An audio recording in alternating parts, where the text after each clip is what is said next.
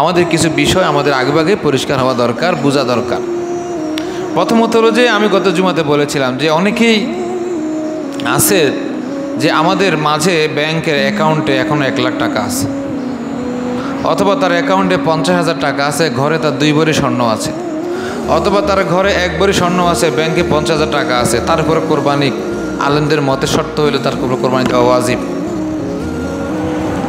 কারণ জাকাত ফরজ হওয়ার জন্য শর্ত আছে, কোরবানির জন্য প্রথম শর্ত হলো যে তোমাকে এই 3 দিন 10, 11, 12 3 দিনে তোমার ভরণ পোষণের অতিরিক্ত যদি কোনো সম্পদ থাকে তবু তোমার উপর কি কোরবানি দেওয়া ওয়াজিব। কোনো ইমামের মতে এটা সুন্নাত। এই জন্য আল্লাহ রাসূল গড়ে বলেছেন তোমরা সবাই কোরবানি করো, কারণ কোরবানির মধ্যে বরকত আছে না নাই? আছে। কিন্তু আমরা এটাকে কৃপণতা মনে করি, জরিমানা মনে করি। আর আমাদের মনে করি একটা গরু অনেক দাম, কীভাবে দেয়?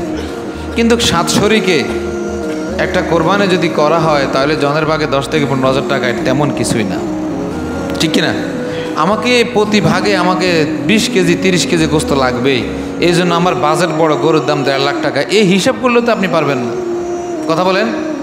আমার কথা হলো কী করা? কোরবানি করা। আমি আল্লাহর জন্য কোরবানি করব, যেহেতু আমি নামাজ পড়ি আল্লাহর জন্য, কোরবানিটা করবো আল্লাহর জন্য। আমি গোস্ত তো সারা বছরে খাই, 1 কেজি হোক 10 কেজি হোক, দাওয়াতে খাই, জ্যাবতে খাই, এমনি খাই। তোর কোরবানি গোস্ত দিয়ে যদি ডিপ ফ্রিজ পুরান লাগে তাহলে এই কোরবানি দিয়ে কী করবো? আমরাই কোরবানিটাকে কঠিন করে ফেলেছি। কথা বলেন ঠিক কিনা? আমরা কোরবানি কঠিন করে ফেলেছি।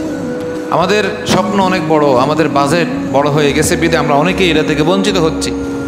আপনি কিন্তু 1 বছর 6 মাস 7 মাসের পরিপূর্ণ একটা ছাগল, যার দাম বর্তমানে 7 থেকে 8, 10 বা তার চেয়ে একটু বেশি বা কম, এটা দিয়ে কিন্তু আপনি কোরবানি করলে কোরবানি হয়ে যাচ্ছে। আল্লাহ রাসূল সাল্লাল্লাহু আলাইহি ওয়াসাল্লাম পুরো পরিবারের জন্য একটা খাসি কোরবানি করেছে।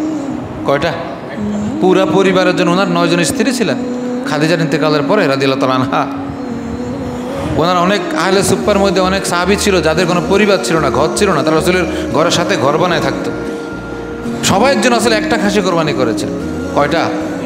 আর একটা খাসি কোরবানি করেছেন পুরো উম্মতের জন্য। কোনা সুবহানাল্লাহ। উনি উম্মতকে কোরবানির সময় ভুলে না, এত ভালোবাসেন উম্মতকে। সুবহানাল্লাহ।